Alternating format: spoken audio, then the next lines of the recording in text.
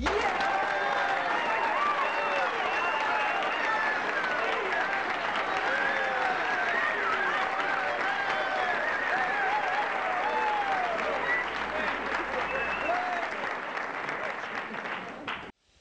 tohle je další z rodiny tříkolek s elektrickým pohonem. Je to původně čínský výrobek, smontovaný nebo dovezený v komponentech, smontovaný u nás.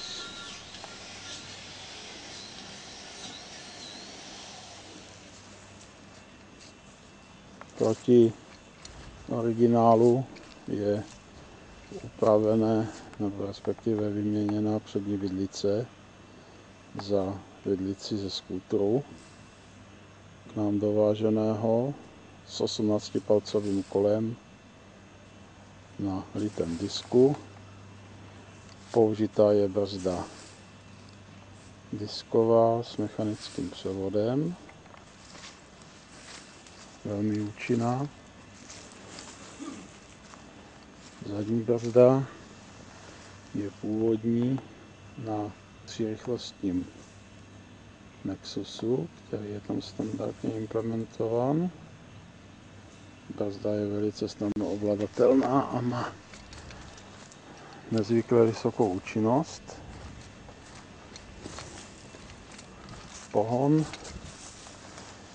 zprostředkovává 250W stejnosměrný motor na napětí 36 V, bezkartáčový, bezúdržbový, vysoce odolný a dobře osvědčený, běžně používaný v elektrokolech. Battery pack je pod košíkem, jsou tam 3 12V akumulátory o jmenovité kapacitě 10 Ah. Takže 360 Wh energetické zásoby je k dispozici. Druhé kolo zadní nápravy je dvoubodově uložené a otáčí se volně nezávisle na druhém, což je běžná konstrukce u tříkolek.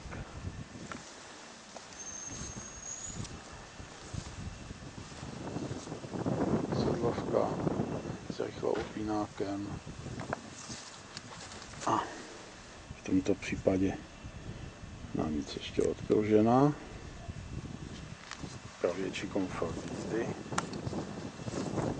No a jak je vidět, obrovský nákladní koš, řádně upevněný na dostatečně tuhé montáži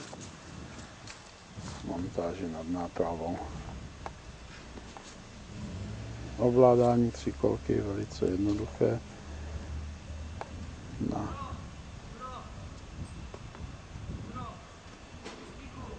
V plastové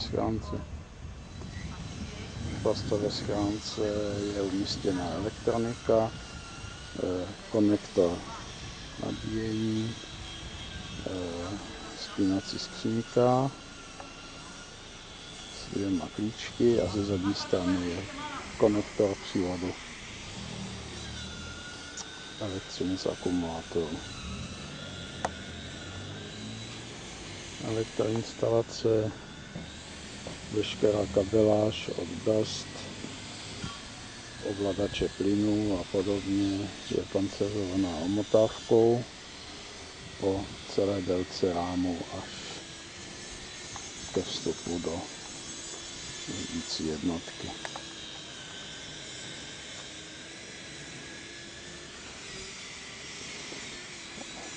Osvětlení kola,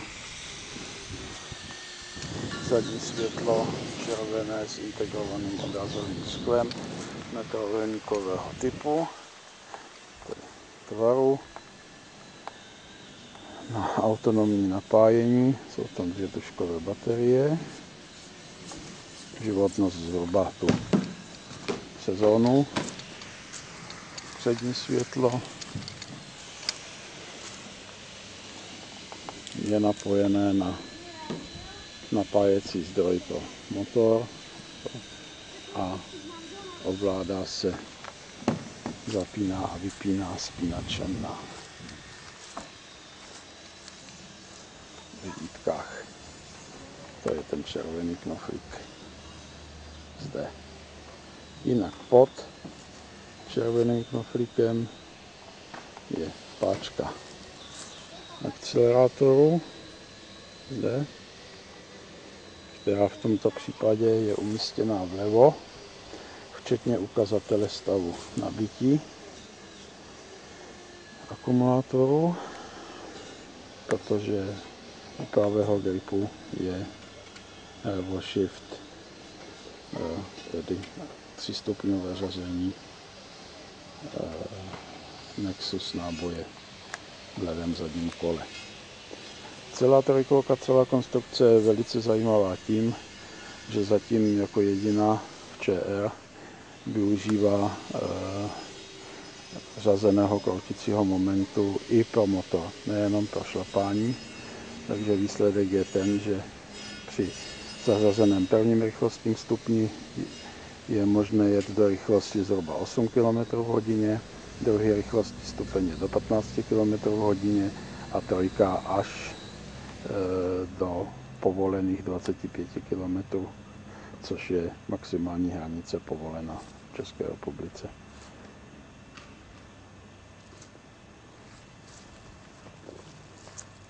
Předpokládaný dojezd s použitými akumulátory a při dostatečném a rozumném využívání převodovky minimálně 35 km při dobrých podmínkách, znamená teplota kolem těch 20 stupňů bez větří, rovinatý terén. Naproti tomu stoupavost v kopci je úctyhodná. Máme to změřené ve stupních, ale kopce, které lidi chodí pěšky vedle kola, tak na této třikolce lze s využitím nařazených převodů projet bez šlapání.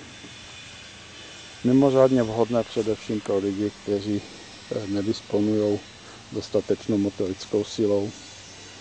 Na šlapání jsou pouze schopni pomoct v největších kopcích anebo při rozjezdu a jinak potřebují, aby je třikolka vozila téměř sama. Takže to je všecko. Ať to hezky jezdí.